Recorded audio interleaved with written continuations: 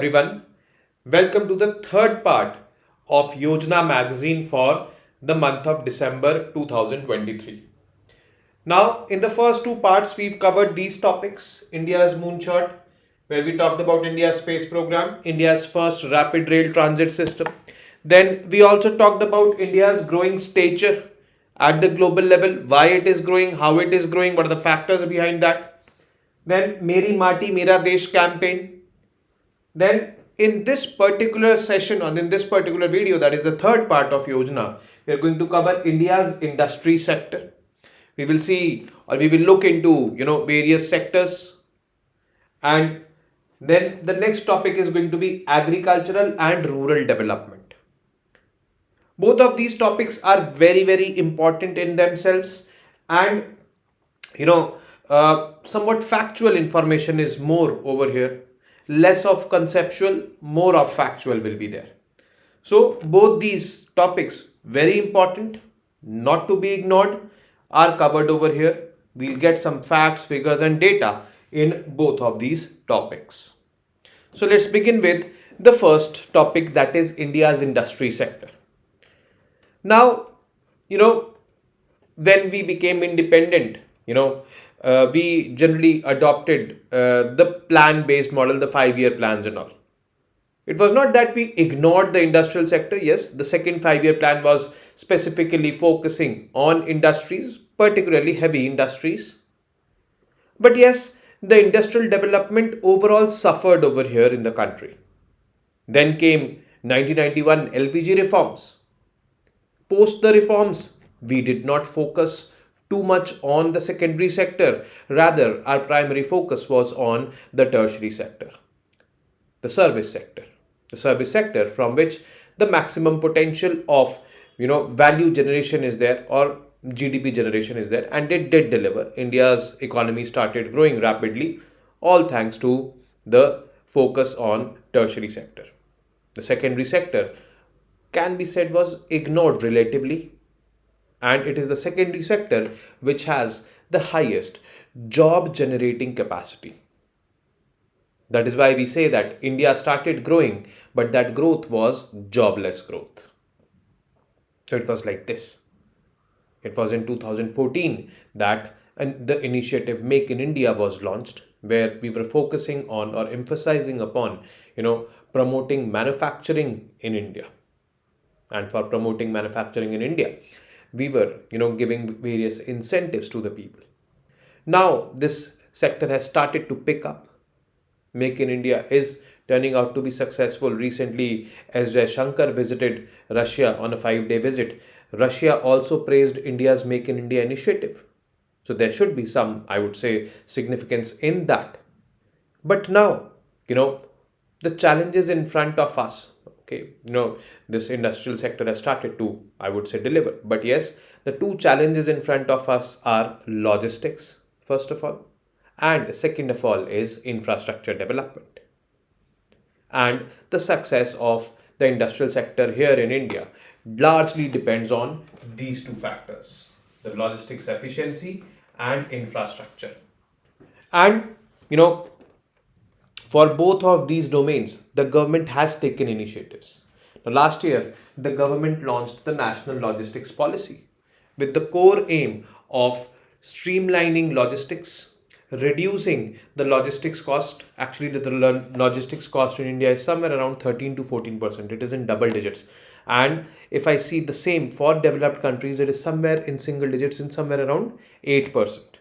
So the main aim of this national logistics policy is to bring down the cost for logistics by streamlining it. So this was launched last year, and the Gati Shakti National Master Plan, which is already there. Now, Gati Shakti National Master Plan is basically for streamlining and fast-pacing infrastructure projects. This is basically one digital platform on which 16 different ministries are there. These 16 different ministries sit together, collectively take a decision and implement projects. Like, for example, a road has to be constructed. Now, earlier what used to happen, road was constructed according to its stipulated time. But just after 2 years, the telecom ministry used to come up with this proposal. Yeah, we had to take the optical fiber from here, so we'll have to dig the road. So they digged the road, took the optical fiber cable from there, and it was never constructed, or very late it was constructed back. As a result, what happened? More expenditure, inconvenience. Now this PM Gati Shakti, I would say, platform will bring convergence. Now if we are planning a road, then the road ministry will clearly ask the telecom ministry, do you have any plans in future? If you have, implement them. Then only we will construct a road, so that we don't, you dig it and then we keep on repairing it. This should not be done. So this is how streamlining of infrastructure development will happen. Once infrastructure is developed, this logistics streamlining will be done by National Logistics Policy. That is why both of these, National Logistics Policy and the Gati Shakti Mission, complement each other. So this needs to be understood. Now the National Logistics Policy, already discussed. The main aim is to streamline logistics, connect multiple modes of, I would say, transportation, railways, roadways, waterways, airways. And this is how you streamline it, with the main aim of reducing the logistics cost. This is what National Logistics Policy aims at. PM Gati Shakti, already explained. There are two aspects of it. First is the development of GIS based technology platform. This platform has been developed by Bhaskaracharya Institute, BISAG it is called the National Master Plan, wherein everything is linked from roads to railways, from aviation to agriculture, various ministries and departments. This will ensure every department has the right and accurate information on time. Secondly, administrative arrangements to integrate efforts of various line ministries, departments for synchronized development of multimodal infrastructure. So synchronization and development of infrastructure is what the PM Gati Shakti portal is aiming at, where 16 central government ministries are there. Now, next is the FDI policy, foreign direct investment policy. This has been streamlined.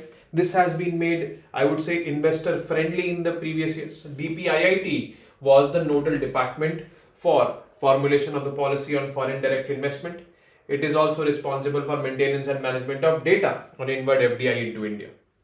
So this is basically there. FDI up to 100% has been allowed in multiple sectors. Okay. This is Department of, I would say, promotion of industries and other, I would say, technological activities in the country. Make in India, this was launched in 2014, this initiative to facilitate investments, foster innovation, build best-in-class infrastructure. There was this vocal for local. So if you see cars manufactured by Tata, so you will see that sticker over there, Make in India or vocal for local. So, this pursuit of becoming Atmanirbhar is like this. And we need to understand the concept of Atmanirbhar. It is not cutting off from the globe. You just have to reduce your dependence on other countries, become self-capable and export your products to other countries. This is what the concept of Atmanirbhar is. It is not cutting from the world or deglobalization. That should be clearly understood. And obviously, Atmanirbhar, Make in India, all or vocal for local are all, I would say, focused on strengthening or I would say increasing India's capacity with respect to manufacturing. Next is this production linked incentive scheme, PLI. Now we need to understand this first. Production linked incentive. Now let's suppose I want to manufacture something. Now government will give me targets that you manufacture this much units. Obviously quality will be a matter of concern also. You manufacture this much unit in this time period. If you manufacture, if you produce, then only we will give you incentives. Government will tell me this. If you fail to produce, we will not give you incentives. This is what I would say is the main idea behind production linked incentives. These incentives are given to industries in 14 key sectors. Now, one of the sectors we covered in a few days ago, that was, I would say, the semiconductor sector, where we were talking about supply chain resiliency, I think in video number 2 of Yojana. There also, for that particular sector, production linked incentive scheme was there. Now, a total outlay of 1.95 lakh, 1.97 lakh crore was there to enhance manufacturing capabilities and exports. With this, significant production, employment, and economic growth are expected in the next 5 years. Now, what kind of incentives will the government give you? The government will give you tax rebates, government will give you, I would say, some concessions in government fees and all, or I would say some access to various, I would say, crucial data or things like these. It may help you in, usage of some government logistical hubs or something like this. Where you had to pay money, but now you don't need to pay money. So these kind of incentives will be given by the government to you. It has these major objectives: attracting investments in sectors of core competency and cutting edge technology. And second is making Indian companies and manufacturers globally competitive so that they can penetrate global markets and integrate with global value chains. This will only happen if, along with quantity, we focus on quality of the products. So, generally students ask, is a production linked incentive made? Is it only about production, productivity, quantity? See, ideally it is not, because your products should have that quality also. Then only they will be qualified for that production linked incentives, else they will not be. Then Startup India. Now, India is, I think, the third biggest hub of startups in the world. Now, in this, I would say, era, this Startup India initiative was launched in the year 2016. Initiative aims to foster entrepreneurship and promote innovation. Now, basically, entrepreneurial setup across three major pillars: simplification and handholding. Handholding means if you need any kind of mentorship or support, they will be giving to you. Funding support and incentives. Industry academia partnership and incubation. As of 15 May 2023, a total of 99,371 startups have been recognized by DPIIT across 57 sectors in 674 districts. And this has created at least one startup from every state and UT of the country, having created over 10.49 lakh jobs since 2016. So these startups definitely have a key role to play in India's development, job creation, value creation, everything. Heavy industries. Now, the Ministry of Heavy Industries promotes the development and growth of automobiles, capital goods, and heavy electrical equipment sectors, and administer 29 central public sector enterprises engaged in manufacturing, consultancy, and all. In 2021, Department of Public Enterprises was shifted to Ministry of Finance. This was their different ministry it was taken. One of the key thrust areas of Ministry of Heavy Industries is aimed at transforming mobility in the country by increasing competitiveness of the domestic automobile industry. So this basically was there. The automobiles and all are presently under heavy industries. This Department of Public Enterprises has been shifted under Ministry of Finance. Now, next is micro, small and medium enterprises. Now, these are again the backbone of the industrial sector in the country. Ample employment opportunities are there. Employment generation is done by them. Industrialization of rural and backward areas is the hallmark of this sector, and it is highly vibrant and dynamic. They are complementary to large industries. They are not competition to large industries, because these industries make small products which are considered as inputs for large industries. So it is kind of an ecosystem created. Now, what is the classification of MSME? MSME stands for micro, small and medium enterprises. In 2020, this classification was changed. Actually, before 2020, micro, small and medium enterprises were different for manufacturing and different for services. So any manufacturing entity which is having an investment of less than 25 lakh rupees was considered as micro. Investment of less than 5 crore, 25 lakh to 5 crore small, 5 crore to 10 crore medium enterprise. Services, investment less than 10 lakh micro, investment less than 2 crore small, investment less than 5 crore medium. But in 2020, this classification, this definition was changed. Now, what was this? Micro. First of all, we need to understand that here in 2020, manufacturing and services have been clubbed together. So, micro enterprises, whether manufacturing or service, if investment is less than 1 crore and turnover less than 5 crore, they will be classified as micro enterprises. If investment is less than 10 crore and turnover less than 50 crore, it will be classified as small. If investment less than 50 crore and turnover less than 250 crore, it will be classified as medium. So one thing here, we have clubbed services and manufacturing, which were earlier different, and I would say the bar has also increased. Earlier 25 lakh, now 1 crore investment and all is there. So this are important facts for prelims which we need to understand. Now MSMEs in India, what is their contribution in the economy? We should also know that, because these are some facts which we need to understand and know. Indian micro, small and medium enterprises sector, with more than 6 crore enterprises presently, has emerged as a highly vibrant and dynamic sector for the economy, contributing to around 27% of India's GDP, 44% of India's exports, and providing employment to 11.10 crore people. This is actually very, very significant. MSME sector is also important for fostering entrepreneurship and generating self-employment opportunities at comparatively lower capital cost, next only to agriculture. So this is very significant sector for the country. Next is Khadi and Village Industries Commission, KVIC. This is basically the epitome of, I would say, rural industries, and this is actually in that level of industry where agriculture, that is the primary sector, is coming in contact with the secondary sector.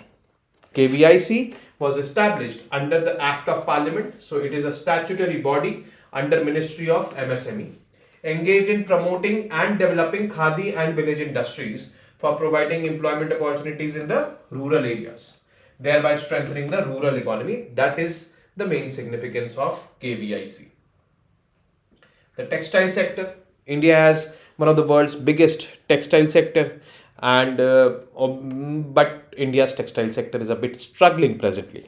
But anyways, we will see its significance and achievements. Indian textile industry is one of the largest in the world, with the raw material base and manufacturing strength. Textile industry contributes to 7% of industry's output. Total industry output in India, 7% is contributed by textiles. 2% of India's GDP and 15% of the country's export earnings are by textile industry. Next is steel. India is the second largest manufacturer of steel or producer of steel. Our capacity of producing steel and our overall capacity, overall production, has increased in the previous years. The Ministry of Steel is responsible for planning and development of iron and steel industry, and this iron and steel industry, I would say, is one of the backbones, or I would say one of the foundations on which our economy runs, because this iron and steel has usage in lot other sectors.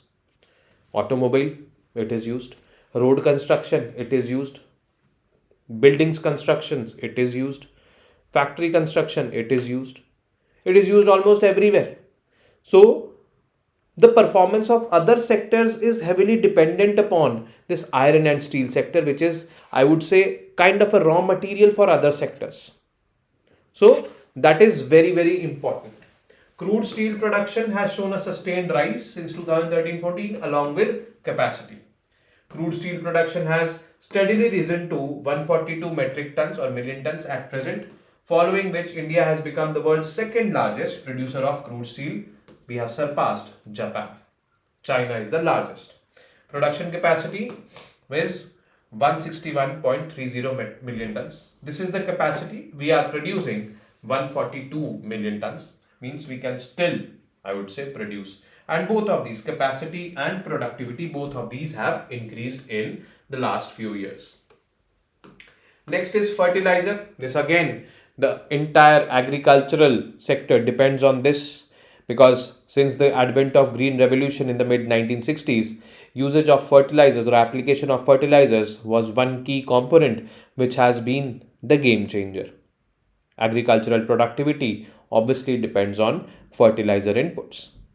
Fertilizers, mostly are imported, and these fertilizers, the government subsidizes them to give to the farmers. So, it is basically very, very, again, a sensitive sector for the government. Department of Fertilizer comes under the ambit of Ministry of Chemicals and Fertilizers. The main objective of the department is to ensure adequate and timely availability of fertilizers. The main functions of the department include planning, promotion and development of fertilizer industry, planning and monitoring of production, import and distribution of fertilizers, management of financial assistance by way of subsidy or concession or indigenous and imported fertilizers.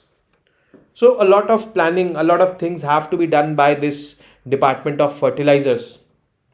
But their contribution in the Indian economy is immense.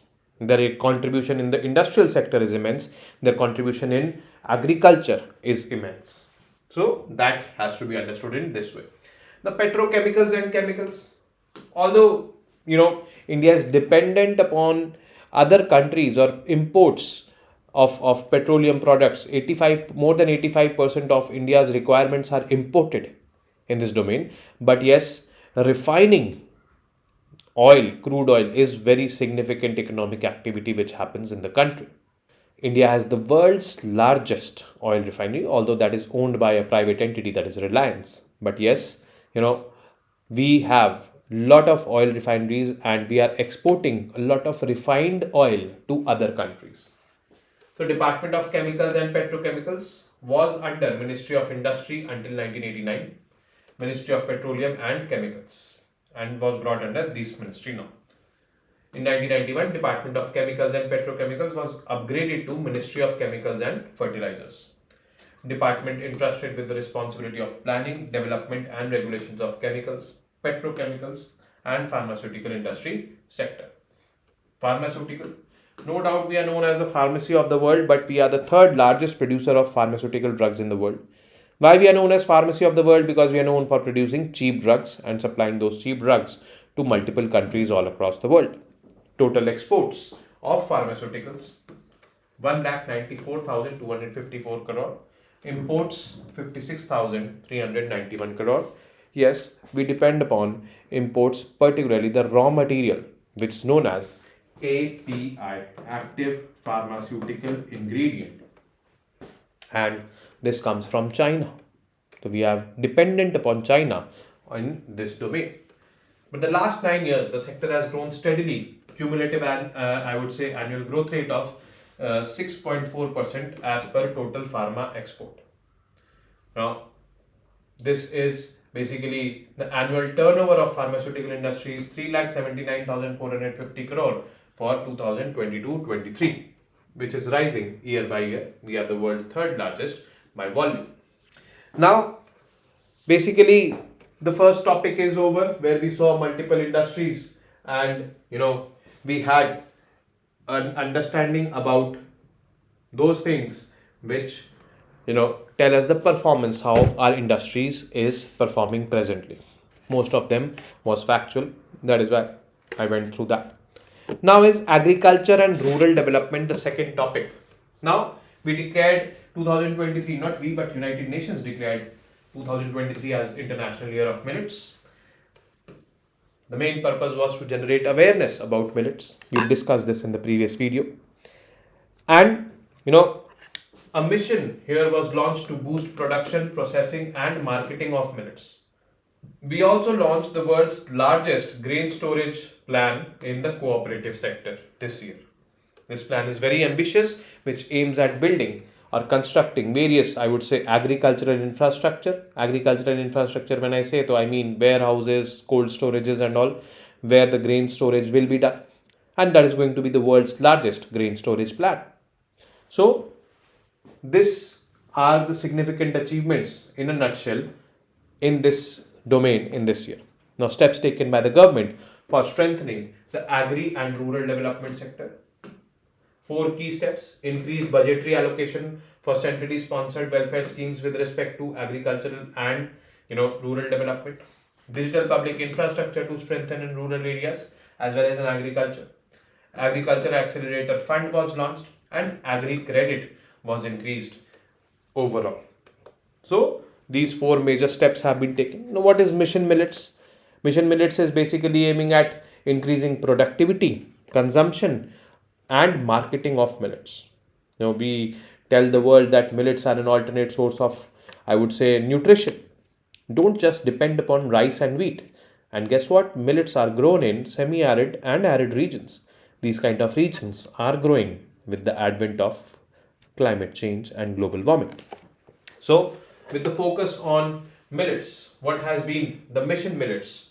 Now, with many promotional and supportive schemes at the core, the at-home consumption of millets has increased to 14 kilograms per month per person, which was previously not more than 3 kilograms. This is something which was unbelievable for me when I read this fact, but yes, it was a fact. I checked it, rechecked it, rechecked it. It was the same. In recent times, the sale of millets based food products has also seen a boost of around 30%. International market means with demand growing in international markets as well. Now, millet pancakes are also available. Millet breads are there. Millet rotis are there. Everything is there based on millets. Millets have been selected in 19 districts of the country under the One District, One Product scheme. The One District, One Product scheme aims to promote one product from each district in which that district specializes in. And, this product from each district, there are 19 districts in India which are promoting millets as the product of their district. More than 500 startups and a large number of farmer producer organizations are now engaged in processing and packaging of various millet-based nutri-foods. And they are marketing them in various malls and supermarkets all across the country. On the same pattern, women SHGs are producing millet products in small villages that are making their way into the urban markets. So, this is what Mission Millet was. Agri Productivity, if I talk about overall Agri Productivity, so there was a record which we broke, the highest Agri Productivity till now which India has done, and every year India is breaking this record. Unless and until our Agri Productivity with respect to the previous year drops down. And this did not happen this year because I would say the food grains, they increased by 4% their productivity. Horticulture products, they increased by 1% and were 352 million tons. Food products, 330 million tons. Chief food grains like rice and wheat recorded an all-time high production in 2022-23, July to June cycle at 135 million tons. This was rice, and 110 million tons. This was wheat. Horticultural produce 352 million, increased by 1%. Fruit production stood at 108 million tons, and vegetables reported a record production of 213 million tons. Means food crops, horticultural products, they all increased in terms of production. Now, initiatives taken for rural growth. First is PM Pranam. PM Pranam basically stands for PM Program for Restoration, Awareness, Generation, Nourishment and Amelioration of Mother Earth. So, it is something related to increasing the soil quality or enhancing the soil quality.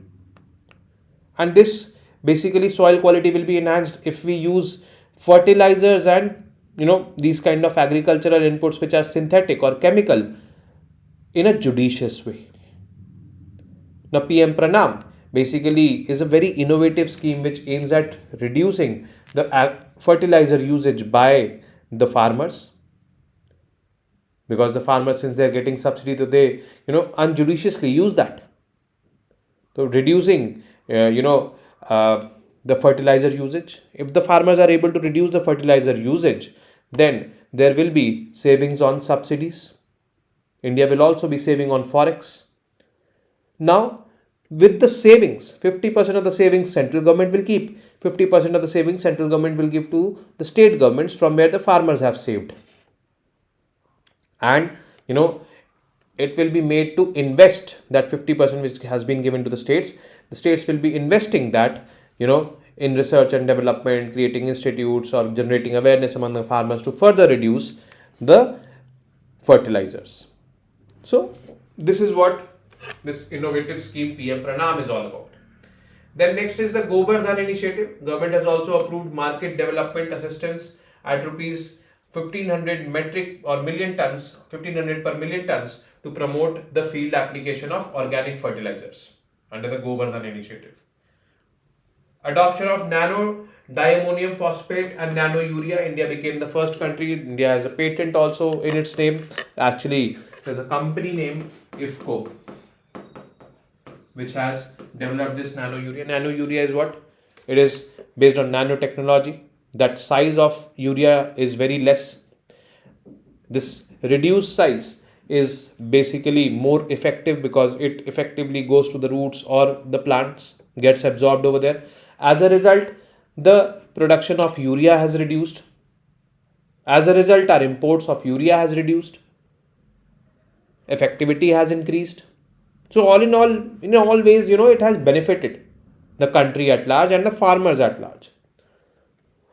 This is what scientific innovations can do. Then Kisan Rin Portal, a classic example of digital public infrastructure being extended to agriculture sector, where this portal is there, where the farmers can get access to credit service under the Kisan credit card scheme. Then we have this PM Kisan. PM Kisan is 6,000 rupees given by the government to the farmers in 3 equal installment, 2k 2k 2k in a year. This is for, I would say, buying agricultural inputs to the eligible kisans. Next is rural development. When I talk about rural development, so rural inhabitants making up nearly 60% of the India's population, and it is important to build safety nets and enhance livelihood opportunities for them. The Ministry of Rural Development is there, which is responsible for development of the rural areas.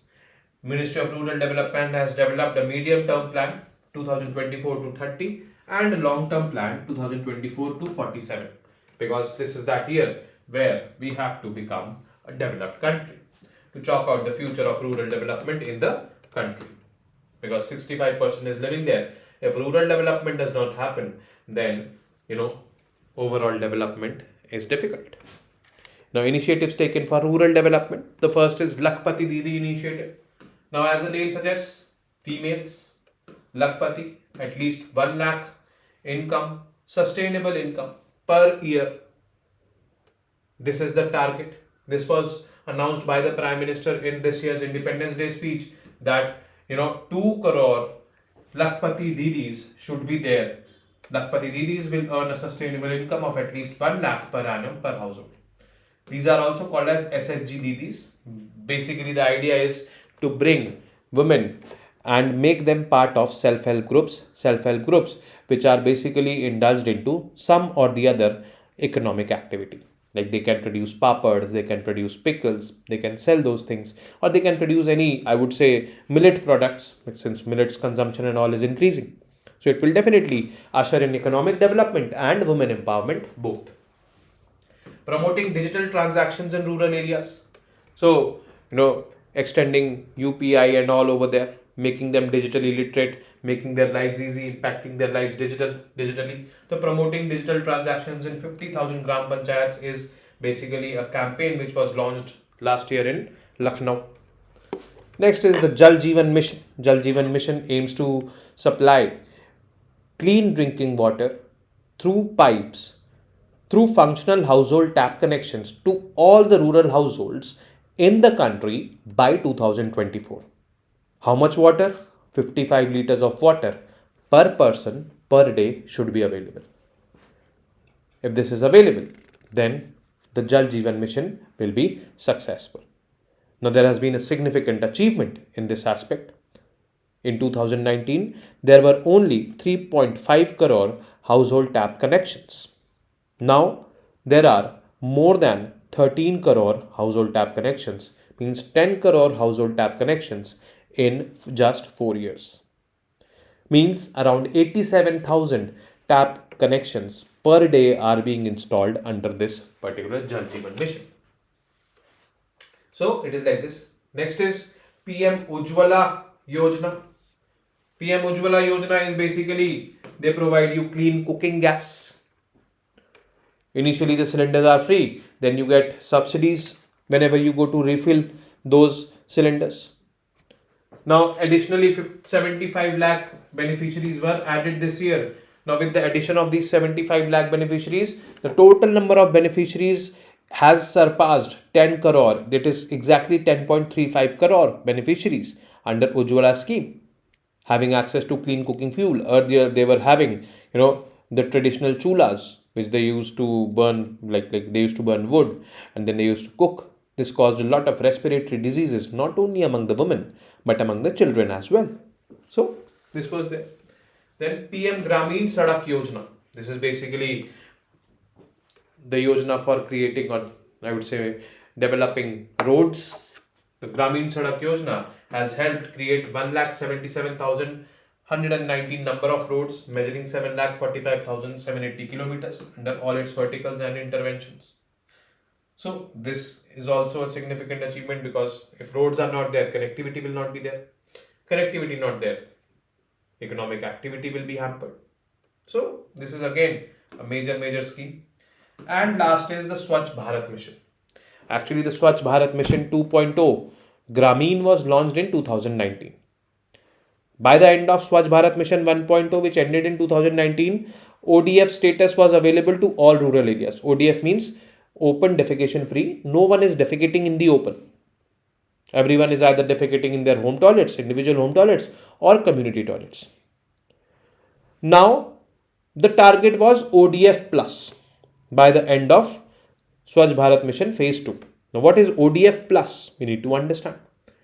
ODF plus is nobody is defecating in the open. That is there. 80% of the people are having individual home toilets. 20% can be used in community toilets. And whatever waste is being generated, solid and liquid waste management should be there. Means the waste should be treated and then should be ejected in the atmosphere or in the water bodies. Without treating the waste, it should not be ejected. So the common water bodies and all will be less polluted, like rivers or streams and all.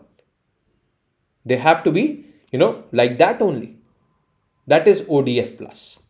The next step would be ODF plus plus, where you are recycling the water which you are generating, or recycling, things and using it. That is waste to energy you are doing it, or you are establishing a circular economy. That would be the next step, I would say, in phase 3 of Swachh Bharat Mission. But now, presently, 75% of villages in the country have achieved ODF plus status. This is a significant milestone. I was not expecting, but yes, 75% of the villages have achieved this ODF plus. So, this is all happening in the rural areas. And with this, finally, we have come to an end of this month's Yojana, that is December 2023. I will be meeting you now in 2024 with January month's Yojana. We will be discussing the issues over there. Till then, you guys very well know what to do. First of all, read the original text of Yojana.